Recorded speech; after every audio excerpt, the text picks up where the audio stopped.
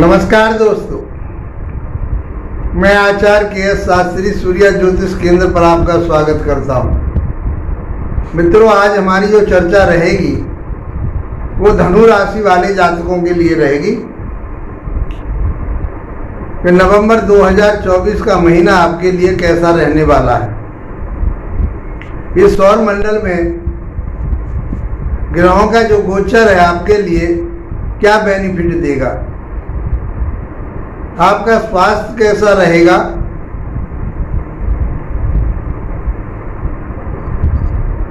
आपकी शिक्षा ज्ञान विवेक कैसा रहेगा, लव रिलेशन कैसे रहेंगे, दाम्पत्य जीवन कैसा रहेगा, व्यापार कितना चलेगा, उसमें कितना बदलाव होगा, भाग्य कितना साथ देगा, कैरियर में आप कितनी उन्नति कर पाएंगे, ये सब बहुत आसान तरीके से हम समझेंगे। मित्रों, हर वीडियो आपके लिए बहुत मेहनत के साथ बनाई जाती है कि आपका इसमें भला हो सके और आप मिथ्या चीजों से बच सकें। अच्छे ज्योतिषी यही काम करते हैं कि आपको किसी प्रपंच में नहीं फंसाना चाहते, क्योंकि इसमें मिथ्या बातें बहुत आ चुकी हैं।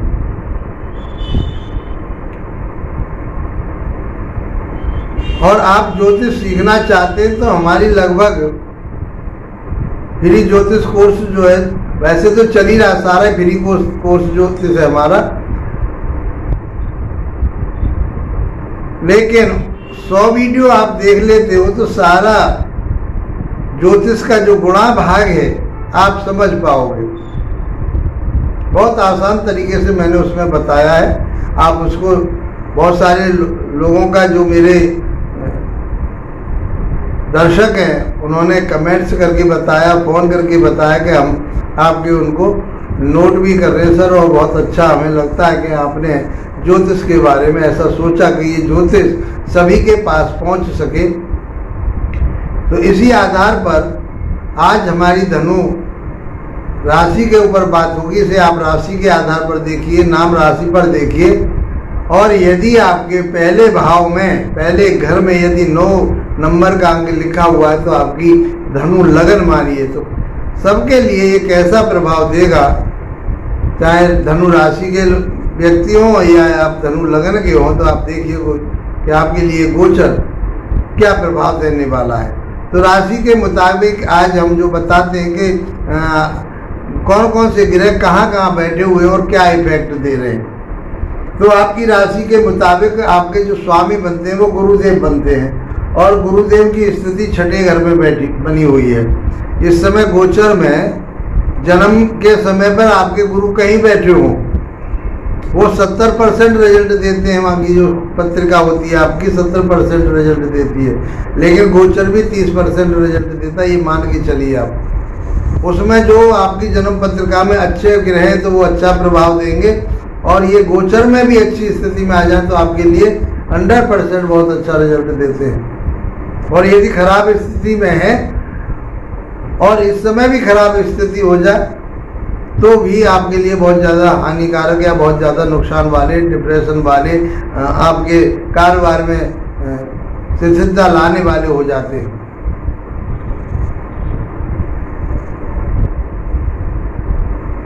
और यदि ग्रह आपका लगन पत्रिका में कमजोर है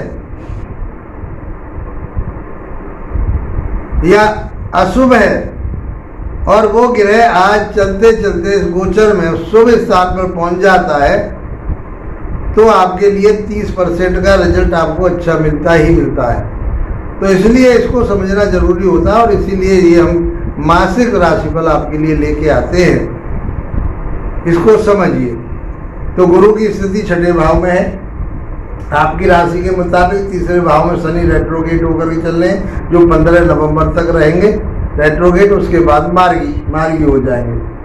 और आपके चौथे भाव में राहुदेव विराजमान है, 8वें भाव में मंगल है, और 10वें भाव में केतु है, 11वें भाव में सूर्य है, 12वें भाव में आपके बुध और शुक्र बैठे हुए, ये ग्रह स्थिति है राशि के मुताबिक।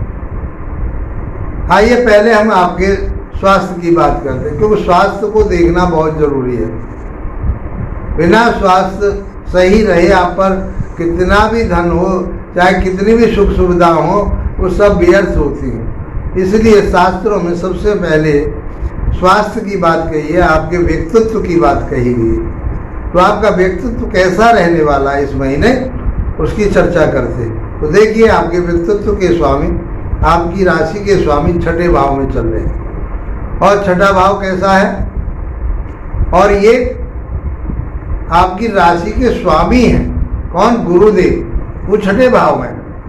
तो अब देखिए, कई चीजें होती हैं जो हमने बेसिक में पढ़ा है, वहाँ ये कहेंगे 6, 8, 12 में गया हुआ ग्रह अशुभ फल देता है। पारसरी सिद्धांत में और आप जब आगे एडवांस की तरफ पहुँचाएंगे तो वहाँ ये कहा गया है कि लग्नेश हमेशा शुभ फल देता है। अब ये छठे भाव में बैठा है तो शुभ फल क्या देखा जाए, तो छठा भाव होता है आपके शत्रु का, शत्रुता, दूसरा ऋण कर्जा, तीसरा रोग कलेश। तो यहां इनको आप देखोगे कि गुरु वहां बैठ करके अब बढ़ाने वाली बात क्या है, उन चीजों को बढ़ाएंगे। कर्जा आप ले सकते हैं, कर्जे की जरूरत पड़ सकती है आपको। रोग आपके लिए हो सकता है, लीवर फैटी हो सकता है आपका, आपके लिए फैट आपके शरीर में बढ़ सकता है, ये रोग हो सकते हैं। और इस पीरियड में यदि कोई रोग लग जाता है, जब इसकी दशा, अंतर्दशा, प्रत्यंतर दशा आ रही होती है, और उस पीरियड में शनि के में और गुरु के में यदि कोई रोग लग जाए तो बहुत लंबे समय तक कोई भी काम, मान ली किसी के साथ शत्रुता भी बढ़ जाए तो लंबी चलेगी, किसी के साथ कोर्ट मुकदमा कचहरी हो जाए तो लंबी चलती है। तो इसलिए आपको इन सारी चीज़ों से वैसे निजात मिलेगी, आप अपनी बुद्धि विवेक ज्ञान से, गुरु के पास इतना बुद्धि होती है कि उसको मैनेज कर लेते हैं। तो आप ऐसा भोजन ना करें कि आपका स्वास्थ्य फैटी हो जाए, मोटापा आ जाए या भारीपन हो जाए, आपके लिए वो अच्छा नहीं होता। स्वास्थ्य के लिए उसका आपको चिंता रखनी पड़ेगी। फास्ट फूड ना खाएं, तेली वाली जो तेली जो सब्जी होती है, क्या नाम है, आपके जो भोजन, चाहे वो पर आपके उसमें जो सब्जियां होती हैं उसमें आप बहुत सारा यूज करते हैं, या कोई फैटी चीज़ें आप खाते हैं, वो आपके लिए हानिकारक है। फास्ट फूड वगैरह तो आपको बिल्कुल ही नहीं खाना है। तो स्वास्थ्य का विशेष रूप से ध्यान रखिए, शत्रुता का भी ध्यान रखिए, कर्जे का भी ध्यान रखिए। कर्जा लोगे तो उतर जाएगा, लेकिन समय लगेगा। ना ही लो तो अच्छा है, इस महीने नहीं लें आप कर्जा तो अच्छा है। अब बात करते हैं हम आपके शिक्षा की, ज्ञान की, विवेक की, लव रिलेशन की। तो वहाँ के स्वामी मंगल बनते हैं, और मंगल की स्थिति इस समय नीच अवस्था में अष्टम भाव में। अष्टम भाव अच्छा नहीं माना जाता, और वहाँ नीचत्व प्राप्त लेकर के बैठे हैं, तो समस्या तो आपके सामने बनेगी। आपकी शिक्षा में कहीं कमजोरी आएगी, मेहनत आपको ज़्यादा करनी पड़ेगी, परिश्रम ज़्यादा करना पड़ेगा। आपके किसी बुजुर्ग जो घर में हैं उनके स्वास्थ्य में कहीं गड़बड़ी होने की संभावना रहेगी, चोट फेंट लगने की भी संभावना रहेगी, कोई ऑपरेशन वगैरह होने की संभावना बनी रहेगी। तो इस पीरियड में आप किसी चीज़ का ऑपरेशन, आँख का ऑपरेशन करा रहे या कोई और चीज़ का ऑपरेशन है, तो अभी उसको टालिए, कोशिश कीजिए कि इस महीने आप ना कराएं, फिर आगे करा लें। शिक्षा में आपके में कोई, यदि आप रिसर्च वर्क कर रहे हैं, किसी के बारे में आप मूल ज्ञान ले रहे हैं, तो आपको उसमें सहायता मिलेगी। आपके लव रिलेशन की बात करें तो लव रिलेशन में भी दिक्कत नजर आ रही है। लव रिलेशन में कोई आर्गुमेंट ऐसे ना करें, ऐसे वार्तालाप ना करें कि जो एक दूसरे के लिए अप्रिय हों, तो आपस के संबंध बढ़िया नहीं रहते। इसलिए आप उनको अच्छा बनाना चाहते तो अपने भाषा पर, अपनी वाणी पर कंट्रोल करके बातें करनी होंगी। शेयर मार्केट में या किसी इन्वेस्टमेंट आप करना चाह रहे तो इस महीने आप बचिए, आपको इन्वेस्टमेंट लॉस होने की संभावना बनती है। अब बात करते हैं हम आपके दाम्पत्य जीवन में। दाम्पत्य जीवन के स्वामी कौन है? बुधदेव है। बुधदेव आपके 10वें भाव के स्वामी और 7वें भाव के स्वामी होते हैं। दाम्पत्य जीवन हम 7वें भाव से ही देखते हैं। व्यापार, हम जो दैनिक व्यापार है, रोजंदारी की जो दुकानदारी है आपकी, वो हम सब बातों को कहाँ से देखते हैं? 7वें भाव से देखते हैं। पार्टनरशिप भी यहीं से देखते हैं। तो बुध सौम्य गिरह हैं। पार्टनरशिप आप जोड़ना चाहते हैं तो विदेश से जोड़िए। आप व्यापार करना चाहते हैं तो विदेश से जोड़िए, क्योंकि बुधदेव इस समय आपके 12वें भाव में खर्चा कराएंगे, विदेश भेजेंगे आपको, व्यापार को आपको वहां जोड़ेंगे, व्यापार के कारक कहेंगे। यदि आप विदेश से, विदेशी कंपनी से आप कोई कांटेक्ट करते हैं, आप उनके साथ जुड़ते हैं, व्यापार करते हैं, तो आपको लाभ मिलेगा। पार्टनरशिप भी आपकी अच्छी रहेगी। यात्राएं आप करते हैं, विदेशी यात्राएं करते हैं, लाभ मिलेगा आपको। सकारात्मक रहेगी, नकारात्मक आपके लिए वो यात्राएं नहीं रहेगी। दाम्पत्य जीवन की बात करें हम, वैवाहिक जीवन की बात करें तो वो ठीक रहेगा, मधुर रहेगा, क्योंकि बुधदेव सौम्य गिरह हैं। 12वें घर में जाने का अर्थ है कि आपका खर्च तो कराएंगे, चाहे आपके दाम्पत्य जीवन में आपके पार्टनर के साथ में कोई खर्चा हो सकता है, व्यापार पे खर्चा हो सकता है, यात्रा पे खर्चा हो सकता है। तो कोई बात नहीं, जब खर्चा करेंगे आप, जब भी तो आप अपने काम पर कोई काम नया खोलना चाहते हो, उस पर खर्चा कर सकते हैं। तो खर्चा इसमें ऐसा बुरा नहीं है आपका जो आपके लिए लॉस वाला हो। आप जो खर्चा करेंगे उसका आपको लाभ मिलेगा और इन सारी चीज़ों पर आपका खर्च हो सकता है। भाग्य की बात करते हैं मित्रों। भाग्य के स्वामी आपके सूर्यदेव बैठे। सूर्यदेव मैं सिंह राशि में, सूर्यदेव की स्थिति कहाँ है? 11वें भाव में, लेकिन वो नीचत्व प्राप्त करके बैठे, नीच के चल रहे हैं इस समय, तुला राशि में चल रहे हैं। तो 2 ग्रह इस समय आपके मंगल और सूर्य, जो एक ऊर्जावान ग्रह हैं, वो नीचत्व प्राप्त करके चल रहे हैं। तो आपको एग्रेसी देंगे, कुछ क्रोध देंगे और आपके लिए डिस्टर्ब करेंगे, थोड़ा सा मेहनत ज़्यादा कराएंगे, परिश्रम ज़्यादा कराएंगे जिस भी क्षेत्र में है। तो भाग्य के स्वामी का लाभ भाव में जाना, नीचत्व प्राप्त करना कुछ कमजोरी दर्शाता है। आपको लाभ तो अवश्य होगा।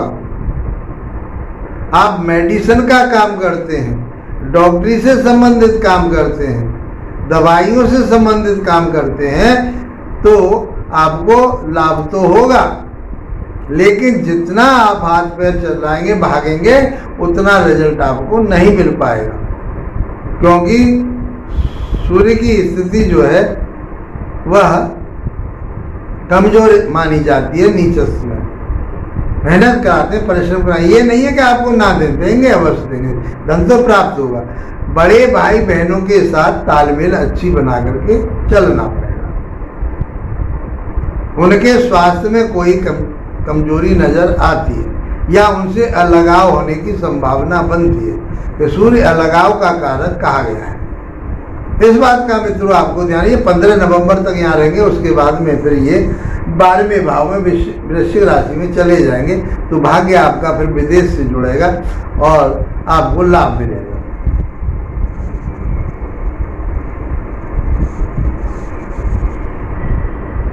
ग्यारहवें भाव में बैठकर के सूर्य देव आपके संतान भाव को देखेंगे, तो संतान के साथ, उनकी शिक्षा के साथ, शिक्षा में कुछ गड़बड़ होने की संभावना बनेगी। आर्गुमेंट बढ़ सकते हैं, लव रिलेशन खराब हो सकते हैं। यदि स्त्री की पत्रिका है और इस समय उनके लिए गर्भ हो चुका है, तो उनके लिए डॉक्टरी सलाह लेना बहुत जरूरी रहेगा। क्योंकि सूर्य कई बार गर्भपात करा देते हैं। उसके लिए आपको तैयार रहना पड़ेगा और समय समय पर डॉक्टर से सलाह लेनी ही पड़ेगी। अब मित्रों बात करते हैं आपके कैरियर भाव की। वैसे इस पीरियड में आप धर्म कर्म से जुड़ेंगे, आप अपने पिता का सम्मान करेंगे, पिता से भी आपको लाभ मिल सकता है, तो ये सब चीजें तो आपको मिलेंगी। अब कैरियर भाव की बात करें तो वहाँ के स्वामी बुद्धदेव है। बुद्धदेव मैंने पहले बता चुका हूँ, बुद्धदेव 12वें घर में कैरियर के स्वामी और आपके दाम्पत्य के स्वामी या व्यवसाय के स्वामी, व्यापार के स्वामी हैं। तो वह आपके लिए वहाँ जा कर के अच्छा रिजल्ट देंगे। आपको विदेशी कंपनी विदेश में जाने के लिए, आप मान लीजिए कहीं नौकरी कर रहे हैं और कहीं बाहर जाना चाहते हैं, कोई व्यापार कर रहे हो बाहर जाना चाहते हैं, आपका वीज़ा नहीं लग रहा था या कोई परेशानी आ रही थी, नौकरी कर रहे थे तो आपका बॉस आपके लिए उसमें कोई एनओसी देने में दिक्कतें आ रही थी, कुछ परेशानी आ रही थी, अब वो सब समाप्त हो जाएंगे और आप उनसे जुड़ पाओगे, विदेश से जुड़ पाओगे, आप वहाँ से लाभ उठा पाओगे। तो इस प्रकार से अपने बुद्धि विवेक से आप यदि विदेश से जुड़ते हैं, आप जाते व्यापार करते हैं तो आपको लाभ प्राप्त होगा ही होगा। मित्रों ये सब कुछ देखते हुए ऐसा प्रतीत होता है कि ये महीना आपके लिए लगभग कहीं पॉजिटिव कहीं नेगेटिव सामान्य रहेगा, लेकिन इसके लिए आपको क्या करना है, इस बात का उपाय जरूर करना चाहिए। तो भगवान विष्णु की आप आराधना करें तो मैं समझता हूँ कि महीना आपके लिए बहुत अच्छा रहने वाला है। इसी के साथ आप लोगों का धन्यवाद, नमस्कार।